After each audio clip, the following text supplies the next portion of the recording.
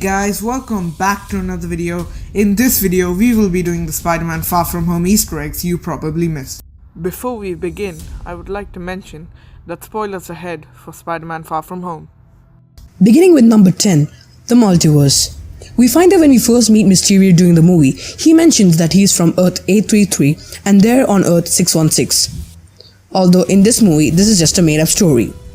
In the comics, the main Marvel universe is Earth 616 and Earth 833 is the Earth in which Spider-Man UK resides. I'm sorry, your world? Mr. Beck is from Earth, just not ours. There are multiple realities, Peter. This is Earth, Dimension 616. I'm from Earth 833.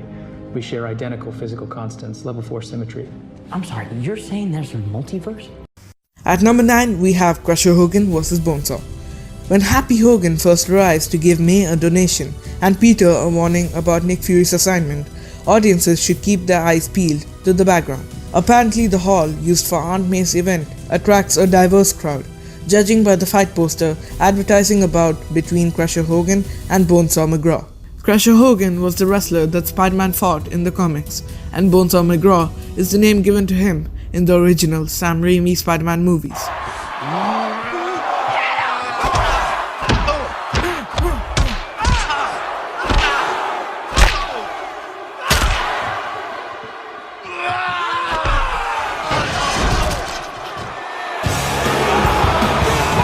Next up, we have number 8.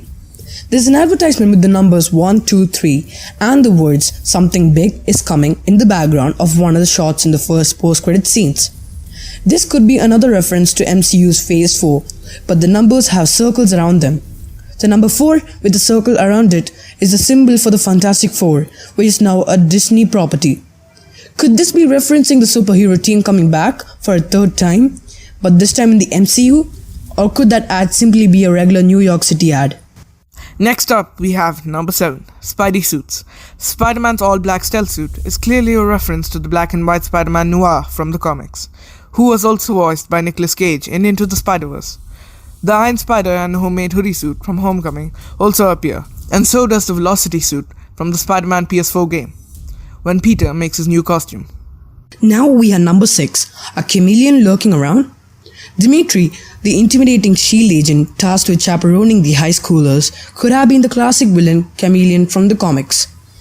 Before the movie debuted, fans theorized the master impersonator could be working with Mysterio to fool the heroes, but the character ended up with only a minor role. I couldn't have done this without you, Chameleon.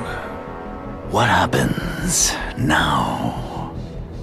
Now, the real work begins. Coming up with number 5, we have Feast. In the beginning of the movie, Aunt May helps run a center for people who need shelter and food after the blip, and she enlists Spider-Man to sign autographs to raise money. In the comics, May volunteers for a similar charity called Feast, which is the abbreviation for food, emergency, aid, shelter and training. This is also adapted in the Marvel Spider-Man PS4 game by Insomniac. Next up is number 4, R.I.P. Iron Man. One of the most shocking moments came when Mysterio's hallucinations caused Spidey to see a zombified Iron Man rise from the grave and attack him. The creepy shot was likely a homage to the Marvel Zombies comic series created by Robert Kirkman of The Walking Dead fame.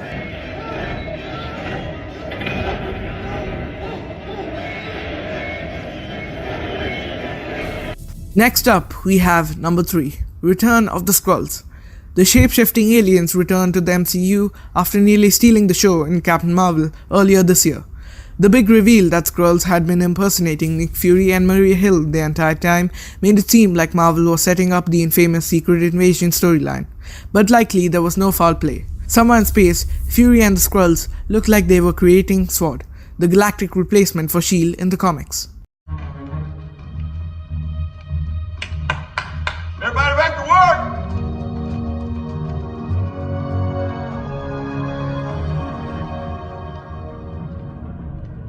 Got my shoes! Number 2, MidCredits SpiderMan Identity Exposed. The award for the most shocking mid-credits scene goes to Spider-Man and is going to be insanely difficult to beat. Apparently, those on Mysterio's team creates a contingency plan to take revenge on Spider-Man should the boss die in the fight. Not only does J.K. Simmons return as J. Jonah Jameson, now an online personality instead of a newspaper editor, but he drops a bombshell on New York City. Exposing the identity of Spider-Man is a huge move, even if plenty of people are aware of his identity among Nick Fury's operatives, and now his closest friends. In the comics, it changed Peter's storyline so much that Marvel had to eventually undo the reveal, but it remains to be seen how it will be handled in the MCU. Spider-Man's real name is Spider-Man's name is Peter Parker. What the? Last but not least, we have number 1, license plates. Scattered throughout the movie are license plates referencing the comics. On the bridge in England, there's a license plate that says TASM 143, which is a reference to the comic The Amazing Spider-Man issue 143, where Spider-Man goes to Europe. Before the Sand Elemental is revealed, there's a license plate which says 463. This is a nod to the comic Amazing Spider-Man issue 4 from 1963, where the Sandman first appears. Next, on the boat in Venice, there's a license plate ASM 212, which is a reference to the comic Amazing Spider-Man issue 212, which marks the first appearance of Hydra Man. And finally, when we see the Fire Elemental, we see a license plate which says ASM 28965, which is a reference to the comic Amazing Spider-Man issue 28 from 1965, which marks the debut of Molten Man in the comics. So we hope you guys enjoyed this video. Make sure to like, comment and subscribe. We'll see you guys in the next one. Goodbye. I got that California.